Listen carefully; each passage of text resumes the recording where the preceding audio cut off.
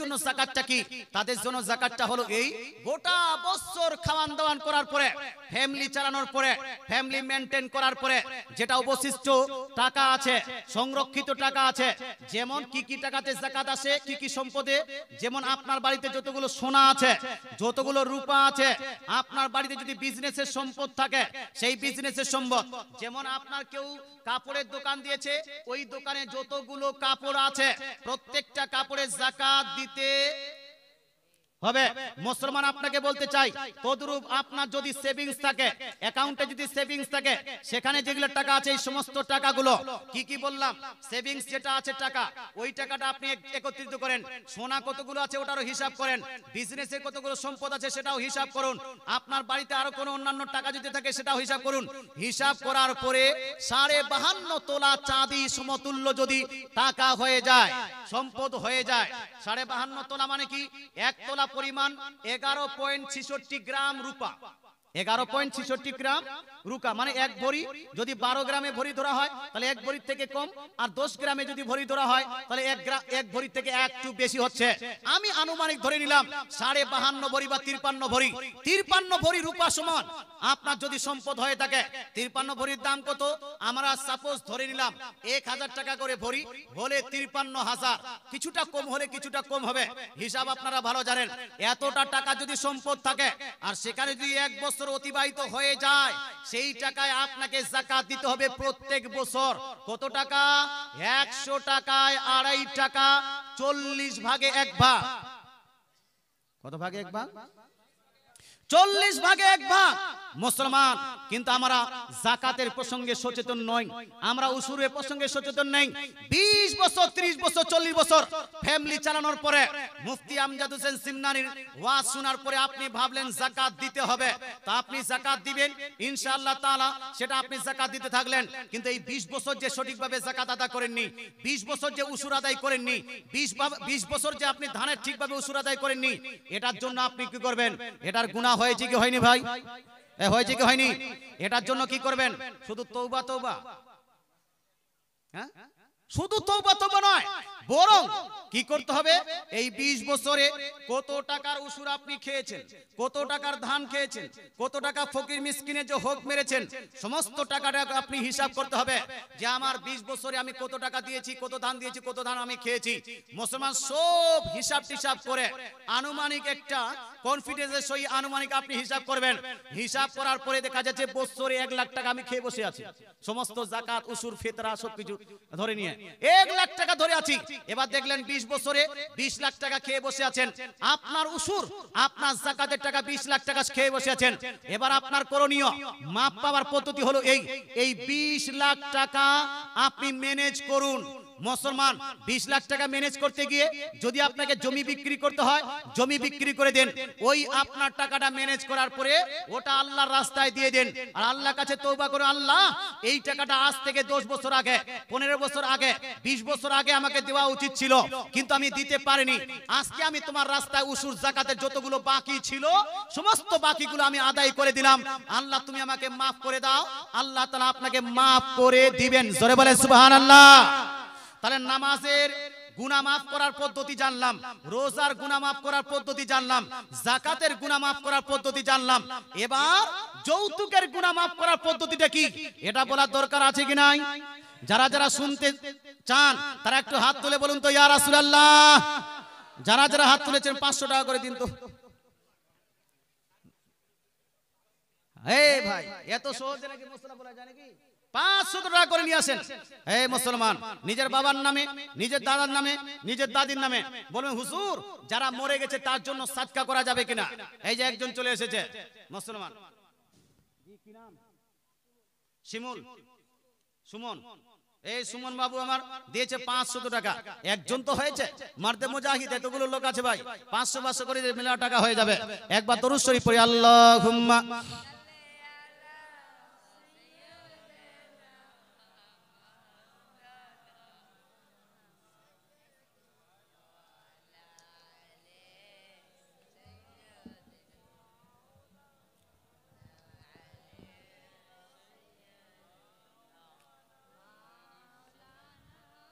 সাল্লাল্লাহু তাআলা আলাইহি ওয়া আলিহি ওয়াসাল্লাম। হবে না ভাই? 500 500 করে যারা যারা আছেন পারলে দিয়ে যান, জবরদস্তি কিছু নেই। আর না পারলে আপনি চলে যায়েন না, চলে যায়েন না। ওয়াজ বুঝতে পারছেন তো? তো চলে যাচ্ছেন কেন?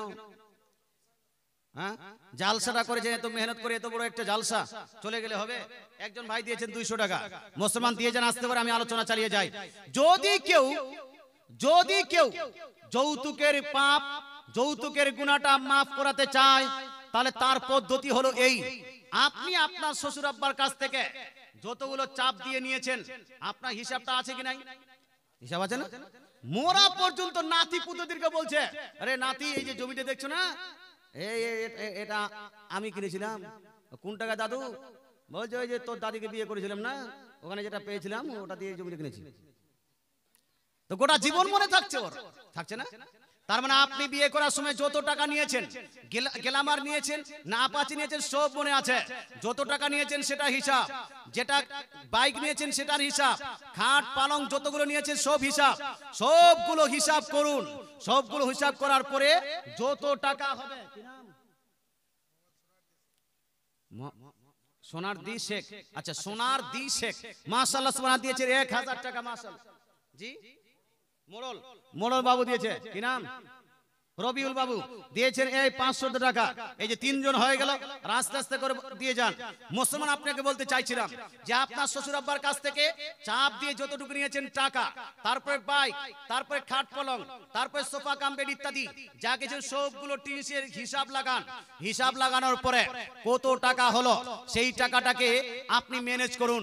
5 লাখ টাকা হয়েছে না 10 লাখ টাকা, সেই টাকাটা ম্যানেজ করার পরে সেই টাকা নিয়ে শ্বশুর আব্বার কাছে যান। শ্বশুর আব্বার কাছে শ্বশুর আব্বার হাতে সেই টাকাটা দিন। দেওয়ার পরে বলেন, শ্বশুর আব্বা আই এম সরি। কি বলবেন? আই এম সরি, আমি দুঃখিত, আমাকে আপনি মাফ করে দেন। এই টাকাটা আপনার কাছ থেকে চাপ দিয়ে নিয়ে নিয়েছিলাম, এটা আমার নেওয়া উচিত হয়নি, এটা হারাম হয়েছে, হারাম হয়েছে, হারাম হয়েছে। এই জন্য আপনার টাকা আপনি ফেরত নিন, আপনি আমাকে খাস দিলে মাফ করে দিন। শ্বশুর আব্বা যদি মাফ করে দে, যা বেটা তোমাকে আমি মাফ করে দিলাম, তাহলে আপনার মাফ। আর শ্বশুর আব্বা যদি না মাফ করে, আপনি হাজি হলেন, গাজী হলেন, সব কিছু হলেন, আল্লাহর কাছে আপনি মাফ চাইছেন, আল্লাহ আমি যৌতুক নিয়ে পাপ করেছিলাম, আল্লাহ তুমি মাফ করে দাও। আল্লাহ তাআলা মাফ করবেন না, কারণ এটা হলো হাক্কুল ইবাদ। বান্দার হক মেরেছেন আপনি, বান্দার উপর অত্যাচার করেছেন, বান্দার উপর আপনি জুলুম করেছেন, এই জন্য বান্দার কাছেই মাফ নিতে হবে। হাক্কুল ইবাদ, বান্দার কাছে মাফ নাও, তারপরে আল্লাহ তাআলা আপনাকে মাফ করে দিবেন। মুসলমান বলছে, হুজুর যৌতুকের টাকা আমি নেইনি, কিন্তু আমার শ্বশুর আব্বা আমাকে একটা বাইক দিয়েছে ইচ্ছাকৃত ভাবে, কিছু সোনা দিয়েছে ইচ্ছাকৃত ভাবে, কিছু আপনার ওই বিছানপত্র দিয়েছে ইচ্ছাকৃত ভাবে, সেটাকেও কি ফেরত দিতে হবে? আমি বলবো না না, সেটাকে ফেরত দেওয়ার কোনো ব্যাপার নেই। আপনি যদি না বলে থাকেন, প্রেসার না দিয়ে থাকেন, তারপরে যদি আপনার শ্বশুর আব্বা আপনাকে একটা বাইক দেয়, সেই বাইকটা আপনার জন্য জায়েজ আছে। 1 লাখ টাকা দেয়, ওই টাকাটা আপনার জন্য জায়েজ আছে। যদি আপনার জন্য খাট পালং বানিয়ে দেয়, সেইটা যেন আপনার জন্য জায়েজ আছে। কিন্তু আন্ডার প্রেসার দিয়ে কোনো জিনিস নেওয়া যাবে? কথা বোঝা গেল ভাই? মুসলমান, এটা হলো তোফা, বাকিটা হলো তোফা। তোফা হিসাবে আপনি নিতে পারেন। মুসলমান, আপনাকে বলতে চাই, আমাদের দেশে যৌতুকের জন্য অনেক অনেক রকম আপনার খারাপ কাজ চলছে। অনেকগুলো মা বোনদেরকে দেখা যায় যে যৌতুকের চাপে পড়ে মেয়েটা আপনার আত্মহত্যা করেছে, সুইসাইড করেছে। এইগুলোর যেন কাজ না হয়, সমাজের মান্যগণ্য ব্যক্তি আপনারা, আপনাদেরকে সমাজটাকে ভালোভাবে চালাতে হবে। সমাজ ভালো করার জন্য সব থেকে বড় পথ, আমাদের সমাজ ভালো নেই বা ইসলামিক নেই। আমাদের সমাজের মধ্যে কি হয় না? শরাব নশি আমাদের সমাজের মধ্যে আছে কি নাই? মদ পান করা আছে কি নাই? আছে না? জুয়া খেলা আমাদের সমাজে আছে কি নাই? সুদ খাওয়া আমাদের সমাজে আছে কি নাই? ঘুষ খাওয়া আমাদের সমাজে আছে কি নাই? টাকা দিয়ে ভোট কিনা, এটা আমাদের সমাজের মধ্যে আছে কি নাই? আছে। মুসলমান, ভোটের রাত্রিতে ওই আপনার মেম্বাররা যারা দাঁড়িয়েছে, তারা মদের বোতল, আপনার এখানে হয়তো নেই, মালদা জেলাটা ভালো, আমাদের দক্ষিণ দিনাজপুর জেলা খুব খারাপ। জালসার কেসিয়ার সাবির সাহেব দিয়েছেন 1100 টাকা। তারা যুবকদের ভোট নেওয়ার জন্য মদ পর্যন্ত সাপ্লাই করে দেয়। খবরদার, হুঁশিয়ার। আমি বলতে চাই, সমাজকে যদি ভালো করতে চান, তাহলে সমাজকে ভালো করার আগে সর্বপ্রথম নিজের পরিবারটাকে ভালো করতে হবে। জোরে বলে সুবহানাল্লাহ। আর পরিবার ভালো করার জন্য পরিবারের খাদ্যটাকে ইনকামটাকে হালাল করতে হবে। ইনকাম হালাল হয়েছে, তারপরে ইসলামের উপর আমল করতে শুরু করুন। প্রথমে আল্লাহ তাআলার ইবাদত নামাজ দিয়ে শুরু করতে হবে। নামাজ আপনি পড়বেন, নামাজ আপনার স্ত্রী পড়বে, নামাজ আপনার বেটি পড়বে, নামাজ আপনার বেটা পড়বে, নামাজ আপনার মা পড়বে, নামাজ আপনার বাবা পড়বে। আপনার বাড়িতে যদি সবাই নামাজি হয় তাহলে মেয়েরা পর্দাশীলা হবে না? হবে না? হবে না? নামাজি হয়ে গেলে আধা পর্দাশীলা এরাই হয়ে যাবে। তবে এখানে পর্দা করতে গিয়ে মেয়েরা যখন উড়নি লাগাবে, হাফ কাট উড়নি লাগাবে, ফুল লাগাবে না, চুল বার হয়ে থাকবে।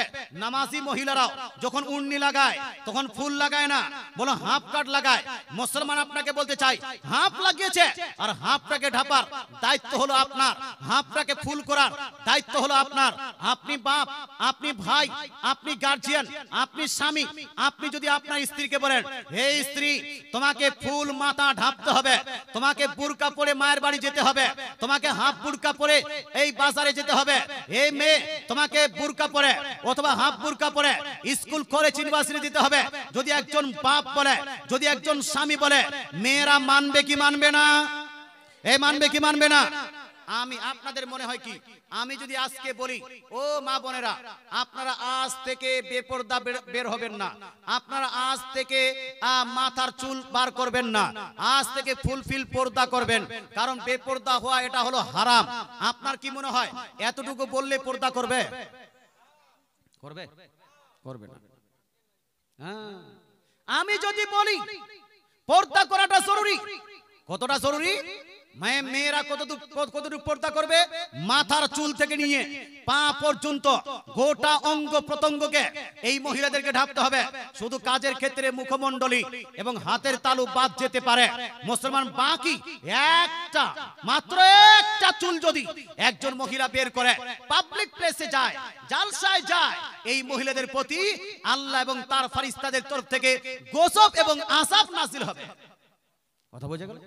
অভিশাপ নাযিল হবে মুসলমান। তাহলে একটাও চুল যদি না বার করা যায়, আমি বললাম মেয়েরা শুনলো, এটা জানতে পারলো যে এতটুকু করা হলো জরুরি, কিন্তু আমার কথায় অতটা আসর হবে না। আমার কথা হয়তো এই আপনার হাজার মহিলাদের মধ্যে একটা মহিলা হয়তো কাল থেকে পর্দা করতে পারে, কিন্তু আপনাদের এখানে যারা গার্জিয়ান আছেন, এই গার্জিয়ানরা যদি মনে করেন কাল থেকে আমি আমার স্ত্রীকে পর্দা করাবো, আমি আমার মেয়েকে পর্দা করাবো, আপনি যদি চান করতে পারবেন কি পারবেন না ভাই? পারবেন কি পারবেন না? কালকে যদি চান আমি আমার মেয়ে স্ত্রীকে বলবো, তুমি যতক্ষণ পর্যন্ত হাফ বুরকা না পড়েছো ততক্ষণ পর্যন্ত তোমাকে মায়ের বাড়ি যেতে দিব না। মুসলমান যতক্ষণ পর্যন্ত পর্দা না করেছো ততক্ষণ পর্যন্ত তোমার রান্না করা খাবো না। যতক্ষণ পর্যন্ত পর্দা না করেছো বাড়ি থেকে এক কদম বাড়ি থেকে বের হতে দিব না। যদি আপনি বলেন এতটাও বলার প্রয়োজন নাই, আপনি খালি বোরকাটা এনে দেন, মেয়েরা আপনি আপ পড়তে শুরু করে দিবে। হ্যাঁ জি, হ্যাঁ, মেয়েদেরকে ট্রাই করে আমাদের স্ত্রীরা কলেজ পড়ুয়া মেয়ে মুসলমান, আমাদের মেয়েরা তো স্কুলে পড়ে মুসলমান, আমাদের বোনরা তো স্কুলে পড়ে। আমরা কি করেছি? কোনো প্রেশার না, খালি বুরকা এনে দিয়েছি, মেয়েরা আপনি পড়তে শুরু করে দিয়েছে মুসলমান। আমার স্ত্রী কলেজে পড়তো, তখন আমাদের বিয়ে হয়েছিল, তখন বুরকাও জানতো না, উড়নি পর্যন্ত জানতো না। আজ আমি 2 দিন আগে একটা বাজারে যাচ্ছিলাম, আমাদের বাড়িতে বিয়ে ছিল, তো আলহামদুলিল্লাহ লং একটা চুড়িদার পরেছে, সুন্দর আছে সবকিছু, লেগিংস পরিনি, আপনার সুন্দর করে হেজাবও লাগিয়েছে। আমি ওকে বললাম যে আজকে বুরকাটা না, এটা ঠিক আছে, পর্দা ঠিক আছে। তুই বলছে না আমি বুরকা ছাড়া যাবই না। আমি ওকে বলছি বুরকাটা নয়, বিনা বুরকাতেও পর্দা হয়ে গেছে, তবু ও বলছে যে আমি বুরকা ছাড়া যাব না। আলহামদুলিল্লাহ মুসলমান, এই যে আসরটা কেন, তার কারণটা হলো স্বামী তাকে এই পড়ার জন্য তাকে বুঝিয়েছে। মুসলমান স্বামীর পরিবেশে স্বামী যদি নিজেই ভালো হয়, স্ত্রীও ভালো হবে না? হবে না? যত দোষ খালি নন্দ ঘোষ মহিলারা, হ্যাঁ, সব দোষ মহিলাদের উপর। মহিলারা পর্দা করে না, মহিলারা এইরকম বেড়ায়, মহিলারা এই করে সেই করে। মুসলমান মহিলারা সেটাই করবে যেটা পুরুষরা চাইবে। যারা বলেন না বাবা, মহিলারা সেটাই করবে। আর যদি মহিলারা চুল ওপেন করেছে তো পুরুষের জন্যই করেছে, হট পালিশ দিয়েছে পুরুষের জন্যই দিয়েছে, এই যে আপনার হাতে চুড়ি দিয়ে ঝুমকা আপনার ঝুমুর ঝুমুর করে বেড়াচ্ছে পুরুষের জন্য বেড়াচ্ছে, এই পায়ের আপনার ঝুমকা পুরুষের জন্য, গলার মালা পুরুষের জন্য, নাকের ফুল পুরুষের জন্য, কানের দুল পুরুষের জন্য, কোমরের বিচ্ছা পুরুষের জন্য। পুরুষ যতটা পছন্দ করবে, আজ পুরুষ ঠোঁট পালিশ পছন্দ করে এই জন্য ঠোঁট পালিশ লাগায়, গালে আপনার মেকআপ পছন্দ করে এই জন্য মেকআপ লাগায়, কারণ আপনাকে তো হিরোইন দেখে দেখে দেখে আপনার স্ত্রীটাকে আপনার বহুটাকে ফান্নার মেয়েটাকেও হিরোইনের মতো লাগবে, এই জন্য মেকআপ তো তারা করবেই। মুসলমান আপনার পছন্দের জন্য এরা মেকআপ করে, যা কিছু হারাম করছে আপনাদের কারণে করছে। সুতরাং আপনি যদি চেঞ্জ হয়ে যান, মেয়েরা আপনি হাফ চেঞ্জ হয়ে যাবে। হবে না? হবে না বাপ? চেঞ্জ যদি আপনি হতে পারেন, আপনার মেন্টালিটিকে যদি চেঞ্জ করতে পারেন, আপনার ব্যবহারকে যদি চেঞ্জ করতে পারেন, আপনার নজরকে যদি চেঞ্জ করতে পারেন, আপনার হার্টকে যদি চেঞ্জ করতে পারেন, আপনার মনকে যদি চেঞ্জ করতে পারেন, মেয়েরা চেঞ্জ হবে না? হবে না? হবে না? হবে না? এই জন্য ভাই আপনাকে বলতে চাই, জি রুমেলা বিবি দিয়েছে 1800 টাকা। নারাই তাকবীর, জোরে জোরে নারাই তাকবীর, নারাই রিসালাত, নারাই রিসালাত। 1800 টাকা দাতা, মাশাআল্লাহ, সুবহানাল্লাহ। আল্লাহ তাআলা এই দানকে কবুল করুন এবং তার জায়েজ মাকাসিদকে পূর্ণ করুন, বলেন আমিন। মুসলমান যাই হোক, তো আমরা নিজ মেয়েকে, নিজ বেটিকে, নিজ বোনকে পর্দা করানোর চেষ্টা করব তো? করব তো? যারা যারা বলছেন হুজুর আজ থেকে চেষ্টা শুরু হয়ে গেল, বুঝাবো, আপনার কি বলছে বুরকা এনে দিব, হাফ বুরকা এনে দিব, হিজাব এনে দিব, নিজের বোনকে বুঝাবো, স্ত্রীকে বুঝাবো, মাকে বুঝাবো, এই বুঝানোর দায়িত্ব আমি নিচ্ছি। আজ থেকে শুরু করে দিলাম, কাজ শুরু করে দিলাম। তারা একটু আল্লাহর রাসূলের স্লোগান দেওয়াতে, আল্লাহর রাসূলের ইসলামকে প্রচার করতে একটা হাত তুলে বলুন তো ইয়া রাসূলুল্লাহ। মাশাআল্লাহ, সুবহানাল্লাহ। আল্লাহ তাআলা আপনাদেরকে আমল করার তৌফিক দান করুন, বলেন আমিন। অন্যের বেটিকে, ফাল্লার বেটি, মন্টুর বেটি খারাপ হয়ে গেছে, ঝন্টুর বেটি খারাপ হয়ে গেছে, মন্টুর বহু ভালো না, ঝন্টুর বহু ভালো না, এগুলা করার দরকার নাই। আপনার নিজের বহুটাকে ঠিক করেন, আপনার সব বহুগুলো ঠিক হয়ে যাবে। হবে না? হবে না? হ্যাঁ, নিজের বেটিটাকে ঠিক করুন, মন্টুর বেটিও ঠিক হয়ে যাবে, ঝন্টুর বেটিও ঠিক হয়ে যাবে। আল্লাহ তাআলা আপনার বুঝার তৌফিক দান করুন। এখানকার মন্টু ঝন্টু নাম আছে নাকি?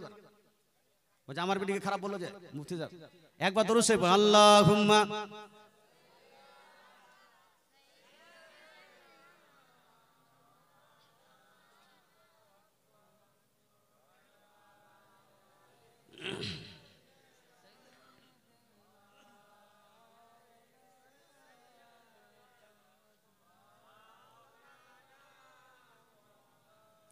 সাল্লাল্লাহু তাআলা আলাইহি ওয়াসাল্লাম। এখানে একটা প্রশ্ন করেছে, আমি প্রশ্ন উত্তরে আসছি। মুসলমান, বাকিতে মোহর দিয়ে বিয়ে করা যাবে কি যাবে না? মোহর দুই রকমই হয়, একটা হলো নগদ মোহর আর একটা হলো বাকি মোহর। নগদ মোহরটাও জায়েজ, বাকি মোহরটাও জায়েজ। ছেলে মেয়ে যেটার উপর রাজি হয়ে যাবে সেটাই কাজ হয়ে যাবে, তবে বাকি থেকে নগদটা বেশি ভালো। মুসলমান, গতকালকে আমার ছোট্ট ভাই মানিকচক কলেজের প্রফেসর, নিজের ভাই মোতালেব আলীর বিয়ে হলো। তো গতকালকে আমরা যেটা মোহরানা করেছিলাম 1 লাখ টাকা, ওটা নগদ দিয়ে বিয়েটা পড়িয়ে দিয়েছি, আলহামদুলিল্লাহ। এইরকম অনেকগুলো এই এলাকাও আছে, দেখেছি আমি, মালদায় থেকেছি, দেখেছি। মুসলমান, নগদ মোহরানা দেনেওয়ালা অনেক আছে, নগদ মোহরানা দিয়ে বিয়ে করেন, এর সব থেকে ভালো। আর যদি বাকি যদি দিতে চান, নো প্রবলেম, যদি মেয়েটা রাজি থাকে সমস্যা নাই। তবে ভাই আপনাকে বলতে চাই, আপনি পুরুষ না মহিলা? আপনাদেরকে বলছি, ওদেরকে না। এই পুরুষ না মহিলা? পুরুষ। যখন আপনি পুরুষের মতো কাজ করবেন, ওই বাসর ঘরে গিয়ে বহুর পা ধরে বলবেন আগে মাফ করো। হ্যাঁ, অনেকগুলো আছে জি, বাসর ঘরে গিয়ে বলছে আগে মাফ করো, তারপর যা হবার হবে। তো মেয়েটাও তখন দিয়ে দিচ্ছে মাফ। অথবা আমাদের দেশে প্রচলিত, স্বামীটা গোটা জীবন মোহরানা আদায় করলো না, আর মরতে বসেছে স্বামী, তখন গ্রামের মহিলারা ওই বউটাকে বলছে, মেয়েটাকে বলছে, চল চল চল, তোর স্বামী মারা যাচ্ছে, চল একটু মোহরানা মাপ দিয়ে, না জান যাচ্ছে না। আপনার এখানে হয়তো হয় না, হ্যাঁ, এই গ্রামের মহিলাদেরকে এই অধিকার দিল কে? কথা বোঝা গেল? লাখ লাখ টাকা গ্রামের মহিলা কেন বলবে তোমার স্বামী মারা যাচ্ছে, তুমি মোহরানা মাফ দিয়ে দাও? কেন মোহরানা মাফ দিবে? মুসলমান মোহরানা মাফ নয়। আর এখানে মোহরানা মাফ করার কোনো সুযোগও নেই, এই আপনার সময়ও নেই। মুসলমান আপনার স্বামীর জন্য, মেয়েটার স্বামীর দায়িত্ব হলো নিজ স্ত্রীর মোহরানা প্রতিশোধ করবে, আদায় করবে। সেটা জমি ক্রয় করে দিতে পারে, টাকাও দিতে পারে, সোনা দেওয়ার মাধ্যমেও দিতে পারে। কথা বোঝা গেল? তবে তাকে যে মাসিক যে একটা খরচা দিচ্ছে, মাসিক খরচা দেয় না, কিছু স্ত্রীকে দিয়ে থাকে, আমাদের দেশে খুব কম দেয়, আপনার এলাকায় খুব কম দেয়। প্রতি মাসে একটা স্ত্রীকে টাকা দিতে হয় তার হাত খরচের জন্য। এই হাত খরচের টাকাটা আপনারা দেন না হয়তো, এটা আপনারা ভুল করছেন। বা আপনার উপর জরুরি হলো থাকার ব্যবস্থা করে দেওয়া, স্ত্রীকে খাওয়ার ব্যবস্থা করে দেওয়া, তার হাত খরচ দেওয়া, এগুলা হলো আপনার উপর জরুরি। কথা বোঝা গেল? হ্যাঁ মুসলমান, দিতে হবে। তো এই টাকাটা কিন্তু মোহরের টাকা ধরা যাবে, ধরা যাবে? মোহরের টাকা হিসেবে ধরা যাবে না, এটাকে নয়। আপনি যদি সোনা কিনে দেন, যে তোমাকে আমি এক ভরি সোনা দিচ্ছি মোহরানার বদলে, এই টাকাটা আপনি ধরতে পারেন আপনার মোহরানায়। অথবা জমি ক্রয় করে আপনি আপনার স্ত্রীর নামে লিখে দিলেন, তাহলে এটা আপনার মোহরানা হতে পারে। মুসলমান এটাকে আপনি মোহরানা হিসেবে ব্যবহার করতে পারেন। কিন্তু কোন ক্রমে গিয়ে স্বামী মোহরানা প্রতিশোধ করেনি, মুসলমান আর মরতে চলেছে, এই সময় ছেলেটা মেয়েটার উপর কি জরুরি মেয়ে ওই স্বামীটাকে মাফ করে দেওয়া? এটা কি ইসলাম নিয়ম দিয়েছে? ইসলাম এই নিয়ম দেয়নি। আর এটা মেয়ের উপর জরুরিও নয়, বরং এই স্বামীটা মরে যাচ্ছে, মরে যাবে, ঠিক স্ত্রী ইন্না লিল্লাহ পড়ে নিবে। পড়ে নেওয়ার পরে স্বামীটা মরে গেছে, সম্পদ রেখে গেছে কি যায়নি? রেখে যায়নি ভাই? সম্পদ যখন রেখে গেছে, সম্পদ বন্টন হয় না? হয়। সম্পদ বন্টন হওয়ার আগে ওই সম্পদ থেকে আগের মেয়েটার আগে মোহরানাগুলো আদা করে দিতে হবে, তারপরে সম্পদ বন্টন হবে। কথা বোঝা গেল? হ্যাঁ, এটা হলো নিয়ম। আর খামাখা গালি ওই আপনার দু চারটা মহিলা একটু কান্না করার সময় ভেঙে পড়েছে, ও নিজের স্বামী মারা গেছে, তখন বলছে বুবু তুই মাফ করে দে, মাফ করে দে, তোর স্বামী মারা যাচ্ছে না। এটা ঠিক নয়, এটা ভুল। বুঝা গেল? 2 নাম্বার প্রশ্ন, মসজিদের জানালা দিয়ে থুতু ফেলা সম্পর্কে বলবেন। জানালা দিয়ে যদি না ফেলেন তো দরজা দিয়ে যদি ফেলেন তো এটাও একটা প্রশ্ন হয়ে যাবে। তো দরজা দিয়ে বাইরে গিয়ে ফেলা এটাও জায়েজ আছে, জানালা দিয়ে ফেলা এটাও জায়েজ আছে, তবে মসজিদের ভিতরে ফেলবেন না, এটা আপনার ঠিক হবে না। আল্লাহ তাআলা 3 নাম্বার প্রশ্ন, আল্লাহ তাআলার কি কোনো হাত পা বা আকার আছে? উত্তর দেওয়ার আগে নাই বলছি, শুনুন, এটা খুব সেনসিটিভ প্রশ্ন। হ্যাঁ, আমাদের আজ থেকে 20 বছর আগে, রাগ করিয়েন না ভাই, এখানে কেউ যদি আহলে হাদিস থাকেন, আমি আপনাকে গালি দিচ্ছি না। 20 বছর আগে সাইফি ভাইয়েরা, আহলে হাদিস ভাইয়েরা, মুহাম্মাদি ভাইয়েরা, দেওবন্দি, সুন্নি যতগুলো আছে সবাই কিন্তু বলতো আল্লাহর কোনো আকার নাই। বলতো কি বলতো না? এটা সবাই বলতো 10-15 বছর আগে সবাই বলতো। ইদানিং শুরু হয়েছে যে আল্লাহর আকার আকৃতি আছে। মুসলমান, আমি আপনাকে বোঝানোর উদ্দেশ্যে বলছি, আহলে সুন্নাতুল জামাতের আকীদা কি, ইসলামের আকীদা কি? ইসলামের আকীদা হলো এই, আল্লাহর হাত আছে, আল্লাহর পা আছে, আল্লাহর নফস আছে, যেমনটা আল্লাহ তাআলা কোরআনে বয়ান করেছে। ইয়াদুল্লাহ আল্লাহর হাত, ওয়াজহুল্লাহ আল্লাহর চেহারা, আল্লাহ বলেছেন কোরআনে, আমি মেনে নেব। কথা বোঝা গেল? হ্যাঁ, তবে ওই হাতটা, ওই চেহারাটা কি আকার বিশিষ্ট হাত, শরীর বিশিষ্ট হাত, দেহ বিশিষ্ট হাত? ওই চেহারাটা কি দেহ বিশিষ্ট হাত? এটা কি সঠিক আকীদা? তো কিছু মানুষের ধারণা হলো দেহ বিশিষ্ট। আমরা আহলে সুন্নাতুল জামাতে মনে করি এটা কিন্তু শরীর বিশিষ্ট। যেভাবে আমাদের হাত আছে, শরীর আছে না, শরীরে অঙ্গ, এইরকম একটা করে অঙ্গ হিসেবে আল্লাহর হাত নেই। জোরে বলেন সুবহানাল্লাহ। আজ থেকে প্রায় 1450 বছর পূর্বে ইমামে আজম আবু হানিফা রাদিয়াল্লাহু তাআলা আনহু নিজের কিতাব ফিকহে আকবরের মধ্যে পেজ নাম্বার 26 এর মধ্যে তিনি উল্লেখ করেছেন আল্লাহ তাআলা যে হাতের কথা উল্লেখ করেছেন কোরআনে, চেহারার কথা উল্লেখ করেছেন হাদিসে, যে আল্লাহর পায়ের কথা উল্লেখ আছে, এইগুলা কি? তো তিনি বলছেন, আচ্ছা উনার বক্তব্য শোনা আগে একটি আর আলোচনা শুনুন। আপনার মধ্যে দুই কোয়ালিটি জিনিস আছে, বা দুইটা জিনিস আছে। একটা হলো হাত, পা, চোখ, নাক, কান ইত্যাদি। এগুলা কি আপনাদের? এগুলা হলো আপনাদের শরীরের এক একটা করে অঙ্গ। এটা হলো অঙ্গ। আর আপনার মধ্যে আছে একটা জিনিস, সেটা হলো আপনার জ্ঞান, আপনার গরিমা, আপনার শক্তি, আপনার মেধাবী হওয়া, আপনার খারাপ হওয়া। এই যে এইগুলো জিনিস, এইগুলা কি আপনার? এগুলা কি শরীরের অঙ্গ? কি এগুলা? এক একটা করে আপনার গুণ। এটাকে বাংলাতে বলা হয় গুণ বা বৈশিষ্ট্য, ইংলিশে বলা হবে অ্যাট্রিবিউট, আরবিতে বলা হয় সিফাতুন। আরবিতে কি বলা হয়? সিফাতুন। আর অঙ্গর আরবিটা কি? জুজউন আও জারিহাতুন। জারিহাতুন ও জুজউন।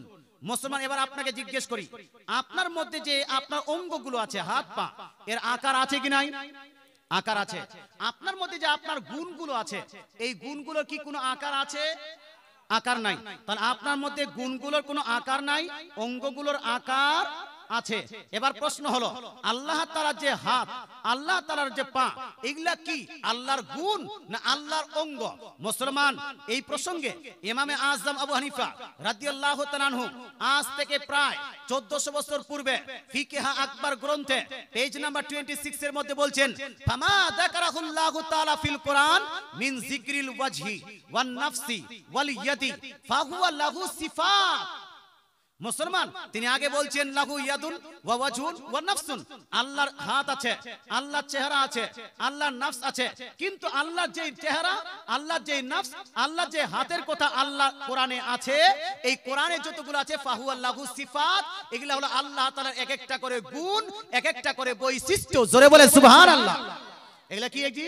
আল্লাহ তাআলা কি গুণ না অঙ্গ? কোনটা? এক একটা করে গুণ। মুসলমান, পৃথিবীতে যতগুলো ইমাম গুজরে গেছেন, বুখারী, মুসলিম, তিরমিজি, নিসাই, আবু দাউদ, ইবনে মাজাহ, যতগুলো ইমাম গুজরে গেছেন, ইমাম তাবরানী, ইমাম বাইহাকি, ইমাম সুরকারি ইত্যাদি ইত্যাদি, সমস্ত ইমামরা একমত যে আল্লাহ তাআলার চেহারা বলতে আল্লাহ তাআলা একটা গুণকে বুঝিয়েছেন, আল্লাহ তাআলা হাত বলতে আল্লাহ তাআলা একটা গুণকে বুঝিয়েছেন, একটা বৈশিষ্ট্য বুঝিয়েছেন। গুণের কোনো আকার হয়? এই গুণের কোনো আকার হয়? গুণের কোনো আকার হয় না।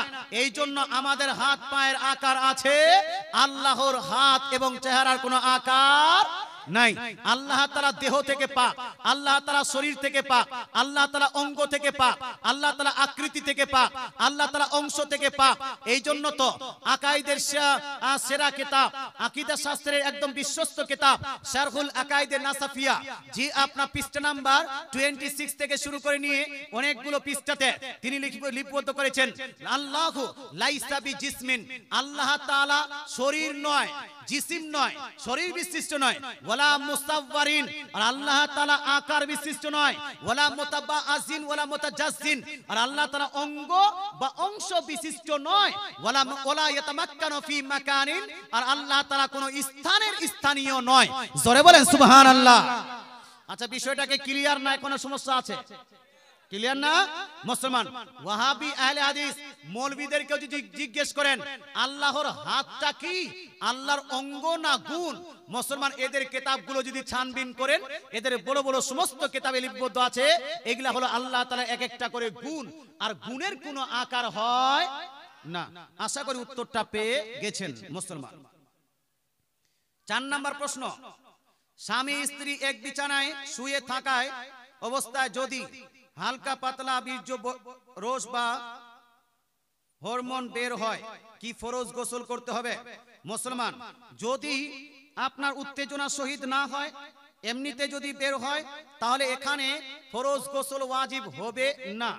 মুসলমান, এখানে আপনি ওটাকে পরিষ্কার করে উযু করে নামাজ পড়তে পারবেন।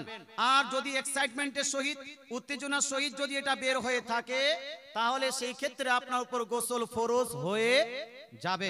আশা করি উত্তরটা পেয়ে গেছেন। আচ্ছা, এখানে একজন সুন্নির ছেলে ও একজন ওয়াহাবির মেয়ের উভয় পক্ষ গার্ডেনের সম্মতিতে বিবাহ করিলে এবং মেয়ে যদি সুন্নির আকীদা গ্রহণ করে তবে বিবাহ করা যাবে কি যাবে না? সুন্নি ছেলে ওয়াহাবির মেয়ে মুসলমান, যদি যদি বলেছেন যদি কেউ আহলে সুন্নাতুল জামাত, দেখেন প্রশ্ন এমন কিছু করিয়েন না যে এই প্রশ্ন দিয়ে আপনার ঝামেলা বাড়বে। কথা বুঝে গেল?